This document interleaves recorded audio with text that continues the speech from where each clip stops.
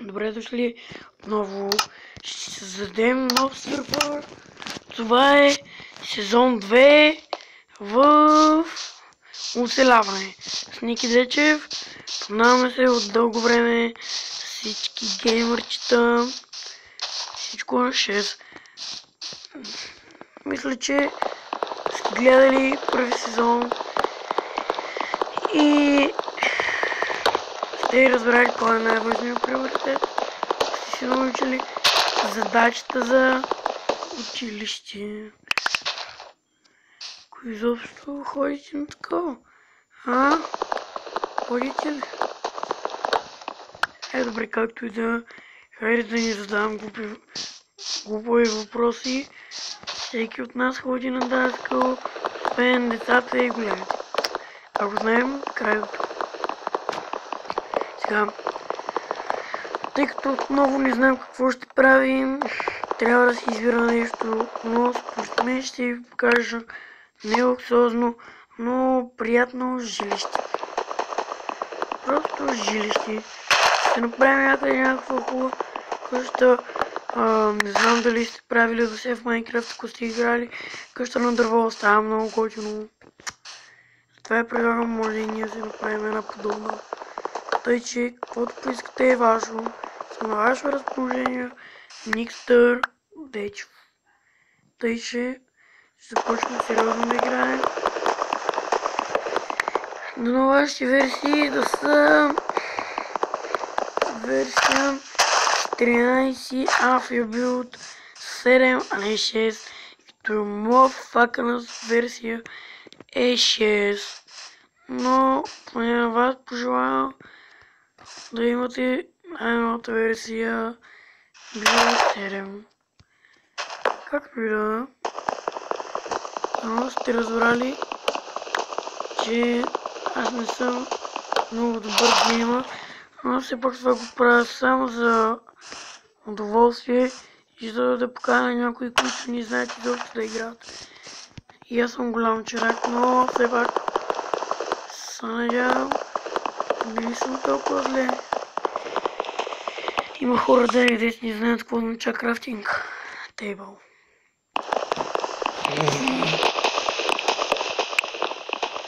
Виждате, вече имаме 2 дървета, спокойно може да влезнем, да си направим крафтинг, малко сти за всеки случай.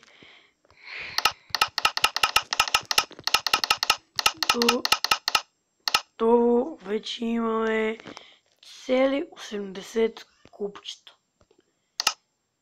Точно заради това не знам какво ще правя. Сега хайде да поставяме крафтинга, се залагаме за работа и за всеки случай набрадва и един слорд. Окей, това са нашите най-важни неща. Сега може да тръгнем вече да търсим мини или пък аз да ви предлагам. Но във всеки случай си на все пак все още и още дърва. Доколкото виждате, аз не използвам хакове, само на предишния клип Minecraft бомба се изразих много лудо в бомбата, ако си изобщо сте ме загледали. Който да го гледате, вече е много кесно. Тъпанари, които не знаят как се ползва TNT-то с Fuel and Flint, наречено запалка. Се научат как се ползва. Да дойдат да ми се похвалят. Чувате ли, бе, малумници? Само и само на вас говоря. Може да успеете и правите всичко. Сега, нека вече започвам. Само още малко ще направя от тези купчета, защото много хубаво ми стана. Имам си всичко нужно. Върти, табелки мои си правя. 99 бутона. Имам 124 купа. Тъй, че и това късмет, хора. Сега, но започвам да търся какво. Разбира се, то е най-важният все пак в момента след дървата. Сега вземем смурда, защото според мен ще ми трябва да вземем вълната на цялата коза. И вземем все пак да я съм вълна, но доста хубаво, тъй като не е спрай дърво. Дърво и става легло. Хайде, сега нашата втора серия, колкото виждате, си изпокатерим чак там. Тъй, че това малко ми изглежда кофти.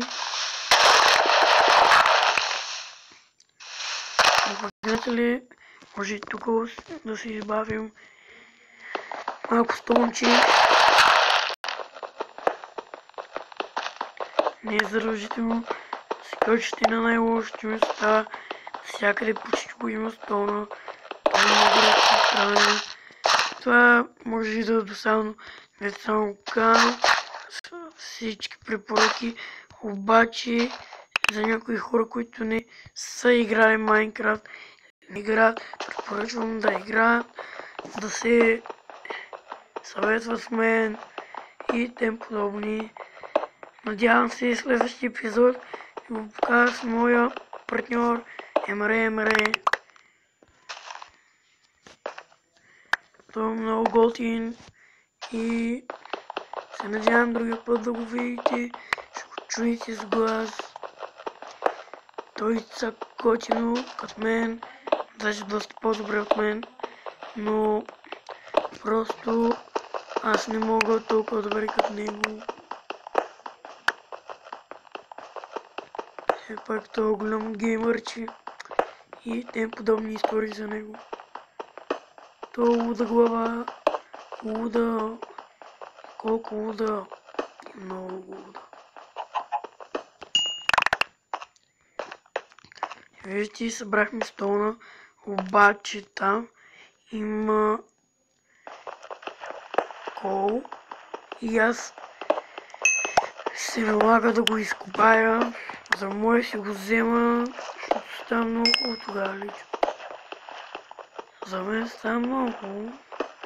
Аз не знам, за мен много. Колкото видите, тук има доста кол, ще го изкопах. Надявам се да има, макар че ми става вече досадно. Даже този пръст, тук нищо не взимам.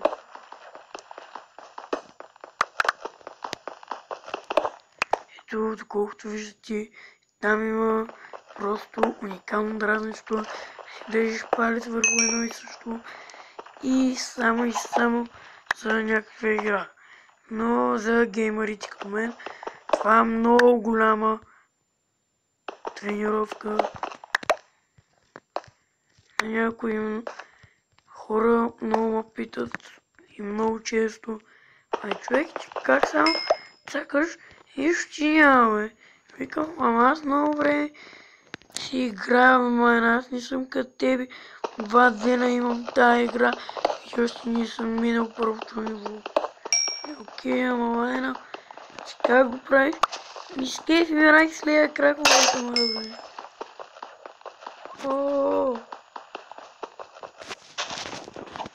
Обаче имам една хубава и една лоша новина, че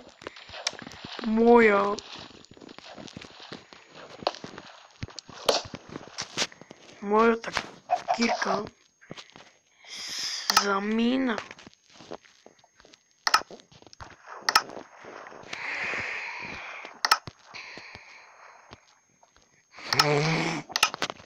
Ето го, относим купчетата, всичко окей, даже става и все по-добре. Си имам стон кирка, имам всичко. Тъй, че хайде, вече съм на ваше разположение, радвам се, готини неща.